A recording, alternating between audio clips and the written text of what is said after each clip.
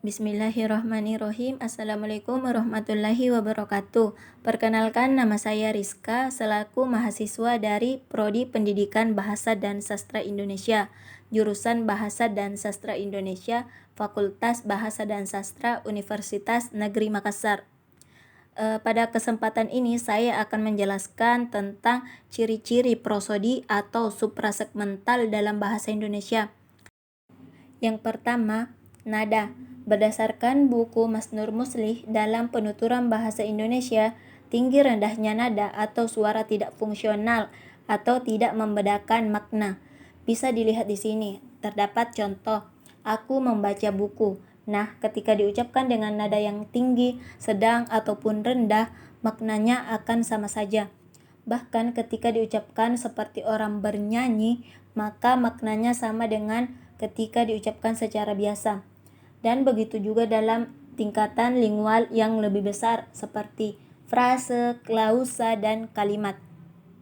Oleh karena itu, nada dalam bahasa Indonesia tidak fonemis. Walaupun demikian bukan berarti nada itu tidak ada dalam bahasa Indonesia. Karena hal ini disebabkan oleh adanya faktor ketegangan pita suara, arus udara, dan posisi pita suara ketika bunyi itu diucapkan.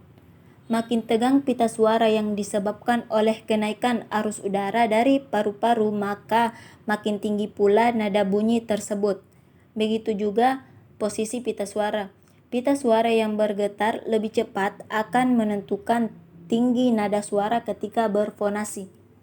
Sama seperti penjelasan Mas Nur Muslih, Abdul Khair menjelaskan bahwa nada atau pitch berkenaan tinggi rendahnya suatu bunyi. Bila suatu bunyi segmental diucapkan dengan frekuensi getaran yang tinggi, itu akan disertai dengan nada yang tinggi pula. Dan sebaliknya, dengan frekuensi getaran yang rendah tentu akan disertai juga dengan nada yang rendah. Yang kedua, yaitu tekanan. Berbeda dengan nada, tekanan dalam tuturan bahasa Indonesia berfungsi membedakan maksud dalam tataran kalimat sintaksis, tetapi tidak berfungsi membedakan makna dalam tataran kata leksis. Dalam tataran kalimat, tidak semua kata mendapatkan tekanan yang sama. Hanya kata-kata yang dipentingkan atau dianggap penting saja yang mendapatkan tekanan aksen. Sedangkan menurut Abdul Khair, tekanan atau stres menyangkut masalah keras lemahnya bunyi. Suatu bunyi segmental yang diucapkan dengan arus udara yang kuat sehingga menyebabkan amplitudenya berlebar, pasti dibarengi dengan tekanan keras. Sebaliknya, sebuah bunyi segmental yang diucapkan dalam arus udara yang tidak kuat sehingga amplitudenya menyempit, pasti dibarengi dengan tekanan lunak. Tekanan ini mungkin terjadi secara sporadik, mungkin juga telah berpola, mungkin juga bersifat distik yang artinya dapat membedakan makna. Berikut contoh tekanan. Yang pertama yaitu kemarin ibu saya menyimpan uang di bank. Yang kedua, kemarin ibu saya menyimpan uang di bank. Yang ketiga, kemarin ibu saya menyimpan uang di bank. Yang keempat, kemarin ibu saya menyimpan uang di bank. Yang kelima, kemarin ibu saya menyimpan uang di bank.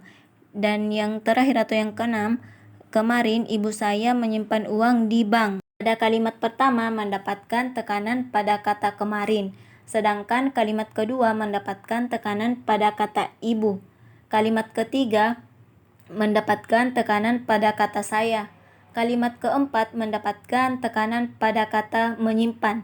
Kalimat kelima mendapatkan tekanan pada kata uang. Dan kalimat terakhir yaitu 6 mendapatkan tekanan pada kata di bank. Yang ketiga yaitu durasi. Tidak jauh berbeda dengan tekanan.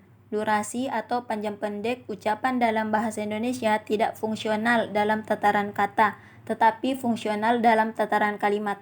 Dalam tataran kata, silaba pertama pada kata jatuh diucapkan panjang yaitu jatuh. Bermakna sama ketika kata itu diucapkan panjang pada silaba kedua yaitu jatuh, atau diucapkan panjang pada kedua silabanya yaitu jatuh. Dalam tataran kalimat diucapkan panjang pada silaba terakhir bermaksud mencari perhatian atau penyengatan. Misalnya pada kalimat berikut, Itu awas jatuh diucapkan awas jatuh. Yang kedua itu 1, 2, 3 diucapkan 1, 2, 3. Dan yang ketiga itu saya sedih sekali diucapkan saya sedih sekali. Sedangkan Abdul Khair menjelaskan durasi berkaitan dengan masalah panjang pendeknya atau lama singkatan suatu bunyi diucapkan. Tanda untuk bunyi yang panjang adalah titik 2 di sebelah kanan bunyi atau tanda garis kecil di atas bunyi segmental.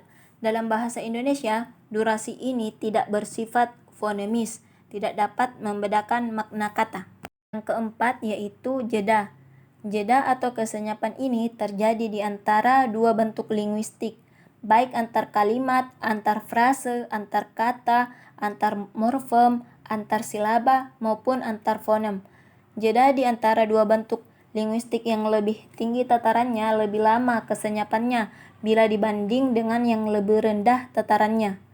Jeda antar kalimat lebih lama dibanding dengan jeda antar frase.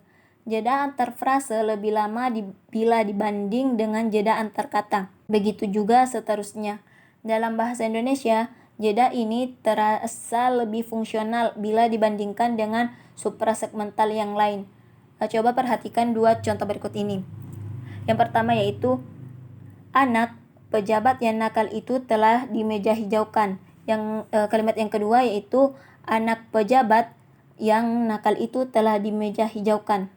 Dengan perbedaan jeda yang agak lama antara anak dan pejabat pada kalimat 1 dan antara pejabat dan yang pada kalimat 2, makna kalimat itu berbeda. Pada kalimat 1, yang nakal adalah pejabat, sedangkan pada kalimat 2, yang nakal adalah anak pejabat. Sementara itu, Abdul Khair menjelaskan jeda atau persendian berkenaan dengan hentian bunyi dalam arus ujaran. Disebut jeda karena adanya hentian itu, dan disebut persendian karena di tempat perhentian itulah terjadinya persambungan antara dua segmen ujaran. Jeda ini bersifat penuh atau bersifat sementara. Biasanya dibedakan adanya sendi dalam dan sendi luar. Yang terakhir atau yang kelima yaitu intonasi. Berbeda dengan nada, intonasi dalam bahasa Indonesia sangat berperan penting dalam pembedaan maksud kalimat.